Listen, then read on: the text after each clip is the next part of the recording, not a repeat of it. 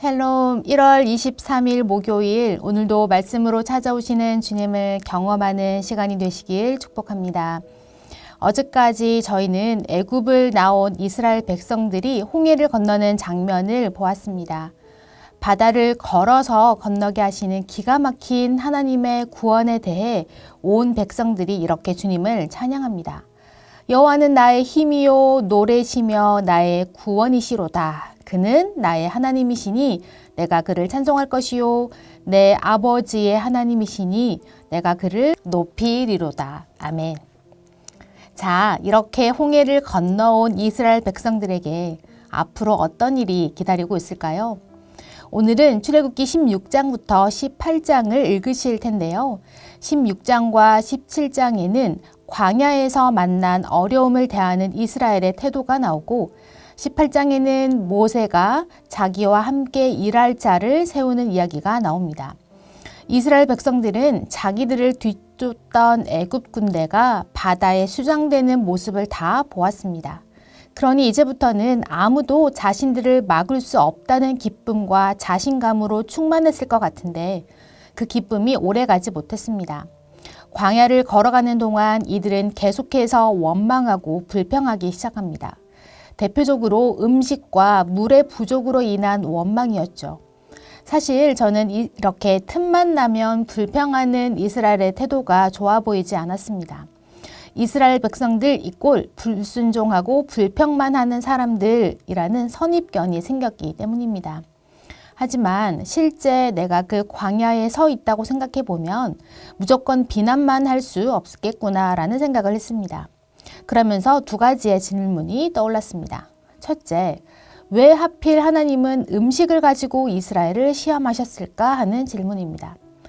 애굽에서는 배불리 먹었는데 지금은 이곳 광야에서 굶어 죽게 되었다고 불평합니다.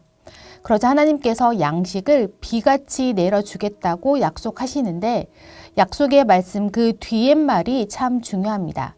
출애굽기 16장 4절입니다. 그때 여호와께서 모세에게 이르시되 보라 내가 너희를 위하여 하늘에서 양식을 비같이 내리리니 백성이 나가서 일용할 것을 날마다 거둘 것이라. 이같이 하여 그들이 내 율법을 준행하나 아니하나 내가 시험하리라. 아멘. 날마다 일용할 것을 거두게 될 텐데 이것으로 백성들이 나의 법을 준행하나 아니하나 시험하겠다고 말씀하십니다. 그런데 여러분, 수많은 시험의 척도들이 있을 텐데 왜 하필 식량일까요? 좀 치사하게 말입니다. 애굽에서 나온 지 벌써 한 달하고도 보름이 지났을 때여서 정말 백성들이 가져온 식량들은 바닥을 보이기 시작했을 것입니다. 광야를 걸어가는 것도 힘든데 먹을 것도 없으니 어쩌면 불평은 당연해 보이기까지 합니다. 그런데 하나님께서는 이 식량의 문제를 가지고 시험하겠다고 말씀하시니 서운하게 느껴지는 겁니다. 그럼 하나님은 정말 음식으로 사람을 시험하는 분이실까요? 왜 하나님은 매일의 식량을 가지고 이런 말씀을 하셨을까요?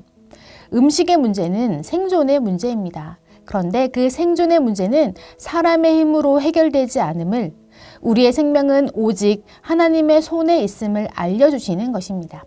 그리고 그 은혜에 대한 마땅한 반응은 하나님의 말씀에 대한 순종이어야 한다고 가르쳐 주시는 것입니다. 비록 하나님께서 만나를 가지고 시험하겠다 하셨지만 말씀을 지키지 않았다고 해서 너희 어제 불순종했으니까 오늘은 밥 없다 하지 않으셨습니다. 만나는 매일 정확하게 하늘에서 내려왔고 백성들의 양식이 되었습니다. 그렇게 하나님은 가장 작은 것에서부터 순종하는 법을 가르쳐 주시는 것입니다. 하나님은 우리의 생활에서 가장 기본적이고도 중요한 그러나 은혜로 여기지 못한 것들에 대한 우리의 생각을 바꾸고 계십니다. 홍해를 건너게 하신 것만이 은혜가 아니라 매일 먹고 자고 숨쉬는 아주 사소한 일일지라도 그것도 하나님의 은혜라는 사실을 꼭 기억하시기 바랍니다. 둘째, 하나님은 반복적으로 원망하는 백성들을 왜 계속 돌보실까 하는 질문이 생겼습니다.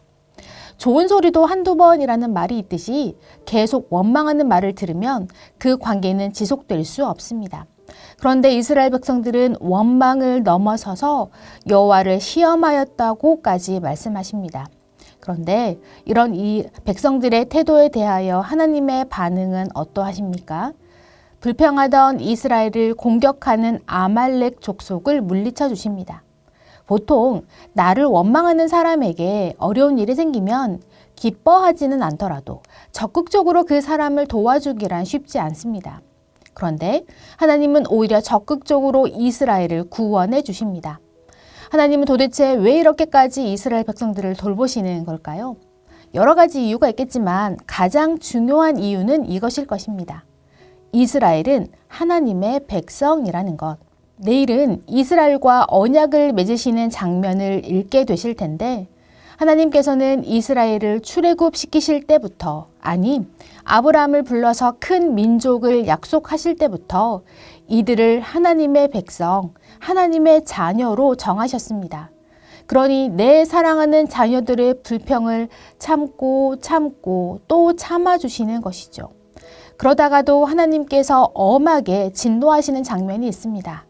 그 진노의 이유도 여러 가지가 있겠으나 절대적인 이유는 바로 이것입니다. 하나님을 나의 하나님으로 인정하지 않는 것. 내 백성이니까 참고 돌보셨는데 그 백성됨을 거절하는 자들에게는 그럴 필요가 없는 것이죠. 사랑하는 성도 여러분, 이스라엘이 40여 년간 광야 생활을 하게 되는데 그 40년의 첫 시간이 오늘의 본문이었습니다. 이제 출애굽한 지 45일 남짓, 그러나 시작부터 불평이 쏟아져 나옵니다. 이런 사람들을 향해서 하나님이 가지신 그 마음과 계획을 한번 생각해 보시면 좋겠습니다. 더불어 우리 자신의 모습도 돌아보면서 내가 불평과 원망의 자리에 있다면 우리의 생각을 바꾸어서 내게 이런 일을 허락하신 하나님의 뜻을 되새겨보고 끝까지 우리를 참아주시고 돌보시는 하나님께 자녀로서 도움을 구하는 여러분이 되시길 축복합니다. 말씀을 마치면서 오늘도 성경을 읽으시면서 은혜가 되는 성경 구절이 있으시다면 매일의 노트에 적는 거 잊지 마시고 일용할 양식처럼 매일 부어주시는 주의 은혜를 누리시기를 축복합니다. 기도하겠습니다. 하나님, 우리는 연약하여서 돌아서면 잊어버리고 또 돌아서면 원망하기 일쑤입니다. 그러나 어려운 일을 허락하실 때에도 주님의 뜻이 있음을 기억하게 하시고 우리의 사소한 일상에서도 녹아있는 하나님의 은혜를 생각하는 저희들 되게 도와주시옵소서. 끝까지 참아주시고 돌봐주시는 좋으신 아빠가 되어주신 예수님의 이름으로 기도합니다. 아멘.